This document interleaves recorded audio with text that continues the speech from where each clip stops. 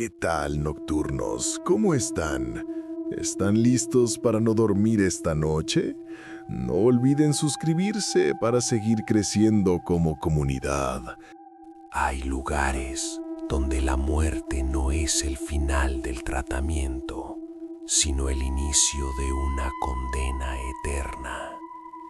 En este video exploramos 3 hospitales en México que, a pesar de estar en ruinas, parecen haber cobrado vida propia, alimentándose de quienes se atreven a cruzar sus puertas. Desde las calderas humanas de San Luis Potosí hasta las paredes que roban identidades en el Estado de México. Prepárate para descubrir que en estos pasillos el alta médica no existe. Advertencia: si visitas un hospital antiguo y sientes un olor repentino a éter o escuchas el chirrido de un bisturí contra el azulejo, no te detengas a investigar. Podrías convertirte en el próximo donante del edificio. Relato 1. La Orquesta de los Bisturíes.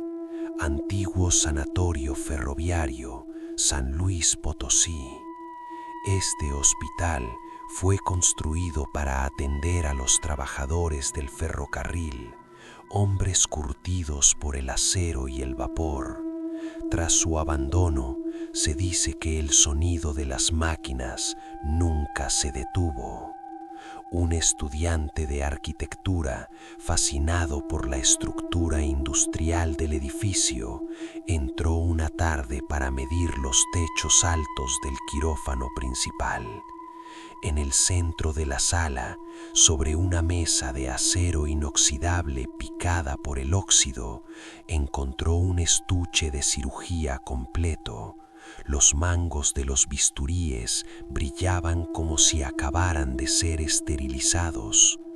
Al tocar uno de los instrumentos, el estudiante no sintió metal frío, sino una vibración rítmica, como un diapasón. De pronto, el silencio del hospital fue reemplazado por un chirrido metálico ensordecedor. Cientos de bisturíes invisibles empezaron a raspar las paredes de azulejo blanco. Vio cómo en el aire empezaban a dibujarse incisiones quirúrgicas, cortes precisos que flotaban a su alrededor. Lo más aterrador no fue el ruido, sino notar que su propia piel empezaba a marcarse con líneas punteadas de color azul, como las que hace un cirujano antes de operar. Escuchó una voz metálica que venía de los ductos de ventilación. El acero tiene memoria y hoy te toca ser el lienzo. El estudiante de arquitectura intentó borrar con alcohol las líneas azules de su brazo, pero descubrió con horror que las marcas no estaban sobre su piel, sino debajo de ella, como venas de tinta que se movían buscando sus articulaciones. El chirrido de los bisturíes en las paredes se transformó en un ritmo industrial, similar al de una locomotora a toda marcha. Las luces del quirófano, que no tenían corriente desde hace décadas, empezaron a parpadear con un brillo violeta quirúrgico. De pronto, los instrumentos saltaron del estuche. No volaban, simplemente nadaban en el aire denso y viciado. El estudiante sintió el primer corte, un roce invisible en el hombro que abrió su camisa con la precisión de un láser. No salió sangre, sino un vapor negro que olía a aceite de motor. El hospital estaba remodelando su cuerpo para que encajara en la estructura. Corrió hacia la salida, pero los pasillos se estiraban como elásticos. Por cada 10 pasos que daba, la puerta de salida se alejaba 20. Al mirar hacia atrás, vio que el rastro de vapor negro que dejaba su herida se conectaba con las tuberías de la pared. El hospital lo estaba usando para completar su propio sistema circulatorio. El estudiante de arquitectura ya no luchó contra las tuberías, sus venas se habían vuelto de cobre y su columna vertebral se había soldado al soporte de la mesa de operaciones. El vapor negro que exhalaba alimentó la vieja caldera del hospital, que comenzó a rugir con una fuerza que hizo temblar San Luis Potosí. El concierto de bisturíes llegó a su clímax cuando el último instrumento se hundió en su pecho, no para matarlo, sino para instalarle un manómetro de presión donde antes estaba su corazón. Hoy, quienes pasan cerca del antiguo sanatorio dicen que el edificio parece respirar. El estudiante se convirtió en el arquitecto del vapor. Su mente ahora vive en los planos del hospital y sus ojos son las luces violetas que se encienden en las ventanas altas. Si entras y escuchas un silbato de tren en un pasillo donde no hay vías, corre. Es el sonido de sus pulmones de acero, anunciando que el hospital necesita una nueva pieza de repuesto para seguir funcionando. Relato 2. El pabellón de los rostros borrados. Leprosario de Soquiapan, Estado de México. Soquiapan fue el lugar donde el mundo escondió lo que no quería ver. Una documentalista buscando rescatar la historia de los pacientes aislados entró al pabellón de dermatología, un edificio que el bosque parece estar devorando. En una de las celdas encontró una pared cubierta por cientos de máscaras de gasa y yeso, todas sin rasgos, ni ojos, ni boca, ni nariz. Mientras grababa, notó que las máscaras de la pared empezaban a absorber la luz de su cámara. Al revisar el monitor, vio que en el reflejo de las gasas empezaban a aparecer rostros distorsionados, pero no eran de los pacientes muertos, sino versiones deformadas de su propia cara.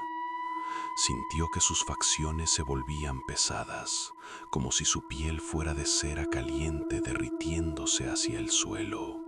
Al intentar gritar, descubrió que sus labios se estaban sellando, fundiéndose uno con el otro, mientras las máscaras de la pared empezaban a emitir un susurro colectivo.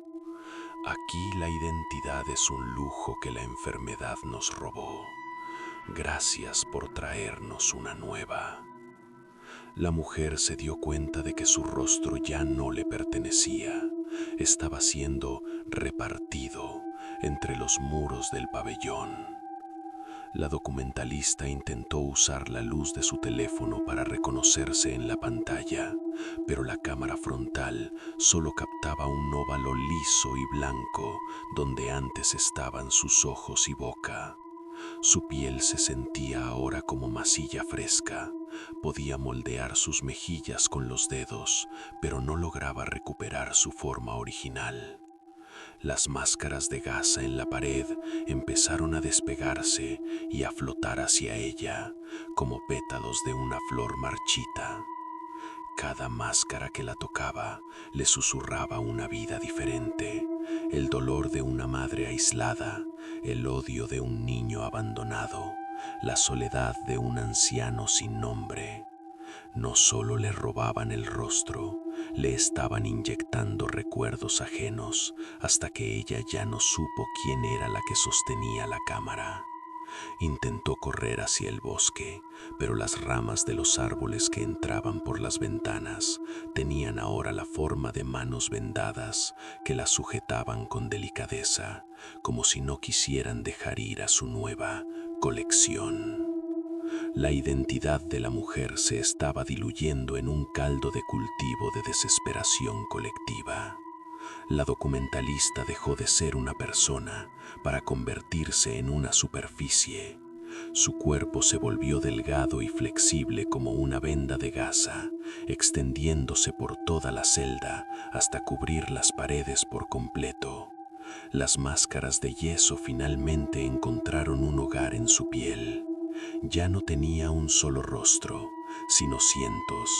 Cada minuto su cara cambiaba, adoptando las facciones de los leprosos que murieron en el olvido, gritando con voces que no le pertenecían.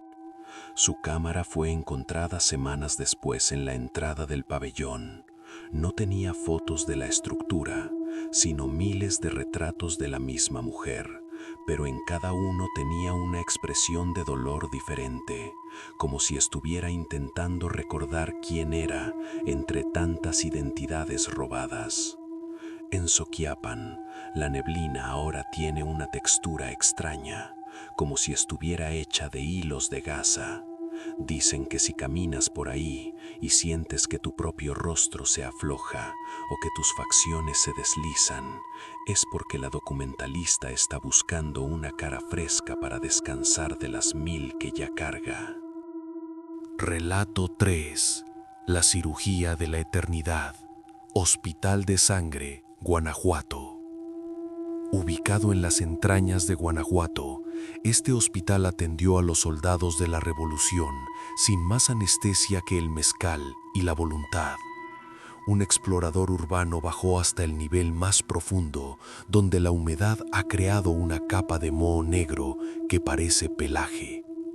En el centro de una habitación sellada, encontró una mesa de operaciones de madera con correas de cuero que aún se sentían flexibles y calientes al tacto. Al acercarse, el olor a éter se volvió tan fuerte que empezó a alucinar. Vio a su alrededor a cirujanos con mandiles de cuero negro empapados de una sustancia que no era sangre, sino una sombra líquida. Los cirujanos no usaban hilos para coser, sino alambre de púas oxidado. El explorador intentó retroceder, pero sus pies se quedaron pegados al suelo, que ahora tenía la consistencia de carne cruda. Un hombre con el rostro cubierto por una venda ensangrentada se le acercó sosteniendo una sierra manual y le dijo al oído: «El dolor es la única prueba de que todavía estás vivo, y aquí queremos que vivas para siempre». En ese momento, las correas de la mesa de madera se soltaron solas y empezaron a reptar hacia él como serpientes. El diagnóstico es reservado y no hay medicina que pueda curar lo que estos hospitales han despertado.